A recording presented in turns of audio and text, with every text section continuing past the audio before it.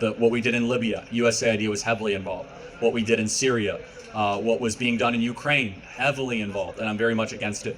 I think actually eliminating a black box budget for international neoconservative adventurers is a good thing, but maybe you can tell me what regime change or infiltration of labor movements has helped American interests the last couple decades. A top debate lesson on DOGE operation. So let's continue with this video. Thanks. Hi, Charlie. My name is Joe. Yeah. So there's been a lot of talk with the DOGE funding situation with USAID. Okay. And almost all the discourse has been surrounding just sort of these like top line, very surface level line items, like, transgender music festivals in Guatemala, things like that, right? And I think that this discourse, well, there's definitely some degree of waste, fraud, and abuse, misses the real purpose of USAID, which is to expand and exert U.S. soft power influence to secure American interests. And so when we focus on just the title, we're not really having any greater depth of understanding of the nature of this operation, and maybe it's deranged, but I worry we throw the baby out with the bathwater by shutting the whole thing down. And there's definitely flaws, but it helped secure American interests. What do you think? It's a smart question. I agree with a lot of it. I don't need to go through all the waste because you acknowledge it's silly stuff. I want to first say this, that USAID was started by an executive order by JFK, but what you're talking about exerting soft power will continue, just now under the State Department. So of course there are some, it makes sense, for example, if there is a country that we want to try and move closer towards American interests. Let's use a country like Vietnam. Vietnam is constantly under threat by the Chinese Communist Party. The CCP is doing everything they can. Instead of sending money to Vietnam, again, this one is for going to environmental and social justice in Africa, $520 million. I mean, it's insane. I have printed these out for a reason. That we'll be able to use it with more precision and more fiduciary responsibility to taxpayers. No disagreement. I think it could be and here's the actual argument. Can't that be much better done through the State Department than its own outside agency? Because it really is a State Department task, which is diplomacy. Well, I think that kind of neglects to consider how dirty a circumstance the sausage gets made. Like Milton Friedman talks about, like, here's a pencil, right? You know what it took for it to get here, right? We're talking about like infiltration of labor movements, overthrowing governments, like some of this stuff. I don't support that. Well, okay. But this is a big part, in large part, of what has secured material prosperity. So then that becomes a question of what principles should guide the practices we employ. Because State Department not directly overseeing it is what has allowed USAID to avoid executive approval and executive culpability in the really unsavory stuff that they do, which that's purported to serve American interests. That's why we want to roll it back in, because that dark stuff has actually done a lot of damage to our interests. For example, what we did in Libya, USAID was heavily involved. What we did in Syria, what was being done in Ukraine, heavily involved, and I'm very much against it.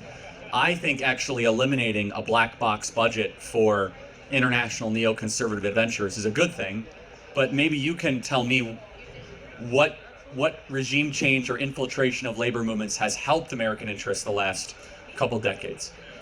It's a good question, and it reminds me of this war game that they ran where the idea was to pause a Chinese port being built in a sub-Saharan African country.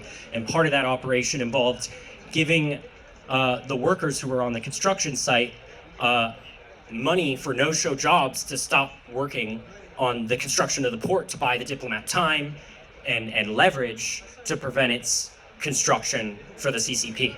So this is stuff that's like necessarily below the table because it's subversive, and there was also a racial animus element of dividing them from the Chinese businessmen. But sure, my point is this stuff is gross, but it also is a part of grand strategy that's existed for centuries. It's a smart point. I don't want to take too much time on it. Number one, then why the heck does the CIA have a budget? Because they also have hundreds of billions of dollars that we don't track. So that's more of an intel agency thing.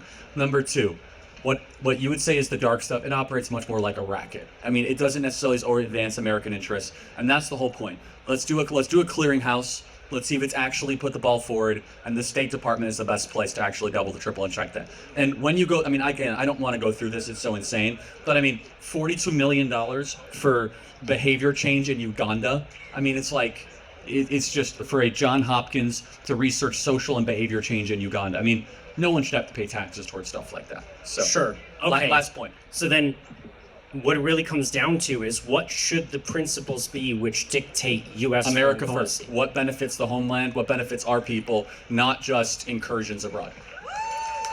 That's the principle.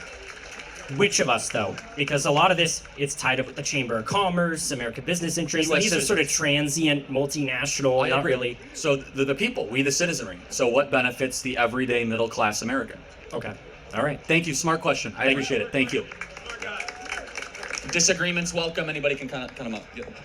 Well, that's very interesting one when we look at this DOGE operation. Of course, it may not be that constitutional, just like how how Trump used executive order in forming this DOGE. But then you could look at how Trump came in to fix this conflict between Uganda, Congo, M23, Tanzania, and then the rest of it. Do you think that America coming in is just for free? Don't you see that there will be a lot of mineral deal including in fixing or in resolving this conflict? Charlie, I think that maybe you may be thinking that they are just spending this money, but there's actually a lot of gain. And you bear with me that America will not do something without actually having a gain. Just like how you says that you may be fully against what is currently happening in Ukraine or the money that has been spent in Ukraine. But the truth about it is America are the ones actually benefiting from it. Imagine selling weapons of over 300 billion. Do you understand? Do you understand what that money could do to the American economy? And then so if you look at it, America are actually benefiting from it. You bear with me that there's also an over 300, is it over 300 or over 500 billion mineral deal for America to step in that was signed during the Biden administration with President Zelensky. So if you look at in some of this conflict, America attempts to benefit from some of these things. And then that's the reason why America can just says that, oh, we are going to Nigeria to go and open an army base. Do you think they are just doing it because they are not going to gain from it? Or do you think America having a base in Qatar, do you think that they don't have a gain in it? Do you think that when Trump decided that, okay, fine, let's just implement this tariff thing, it was crazy. But do you not see how beneficial it is to the American economy?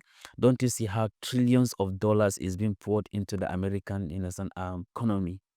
Just because of this tariff. But when Trump was doing it, people didn't understand. So I just feel that there is nothing that America will do that you think that is free. It's never free. You may feel that, oh, what is behavioral change and all those things, but all those things. But at the end of the day, the American as a nation is actually benefiting from some of those things. So there is nothing free. Nothing in this world is free. And I don't think that Trump, for instance, will give out anything for free without actually gaining from it. But nonetheless, a lot of you have thought an opinion concerning this, and I wanted to drop it at the comment section. And may God bless you as you do so. So you have a wonderful day and goodbye.